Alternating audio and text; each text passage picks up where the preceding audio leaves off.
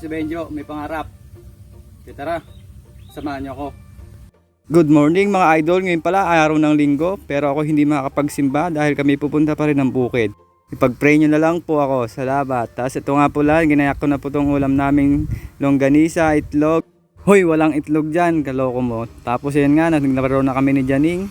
Yeah, tamang play muna kami bago umalis ng tumana. Tapos nakipag-play na rin kami syempre sa bago naming asong alaga.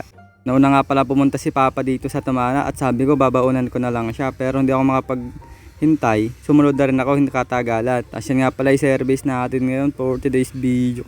Kaya mas maganda ang service to guys kahit kasi sa ilog or mga pinitakan, kayang-kaya niyan, basic. Bulundag pa nga yan kapag sa paligi pwede nang pang motocross. Ayan mabagal lang kasi tayo dyan kasi umaga pa wala ako sa may mood mag-drive ng paliwar-warin. Tapos ito nga pala yung kubo namin, nakadepende yung pintuan sa laki ng gumawa. Kaya kung maliit ka, pasok ka dito. Kung medyo malaki ka ay sigurado magkakabukol ka. Pakita ko nga din sa inyo yung laman ng kubo namin. Yan, puro plato at saka asin, saka toyo. Puro pampalasa lang.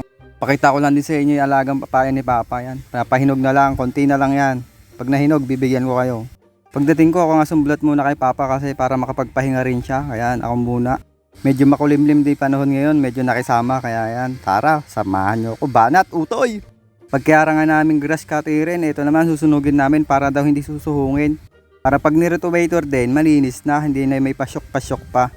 Ito na nga lang pala yung dinitira namin ngayon, isang banos na lang, kaya na siguro to hanggang sa isang araw. Tapos umuwi nga pala ako dyan dahil kumuha akong bawon ni Papa. Tapos ito nga yung ulam namin. Silit, tsaka longganisa, tsaka bilbilunak yung tira namin kanina umaga. Kaya tinawag ko na siya dyan para kumain dahil tanghali na. Kain po tayo. Pag uwi ko nga sakto, may nagbigay ng sopas. Galing ata to sa tumatakbong SK chairman na si Dale. Yan, laban lang. Shoutout nga pala sa mga namimigay ng sopas. Salamat, nabusog ako. Yun lang, salamat sa pagsama.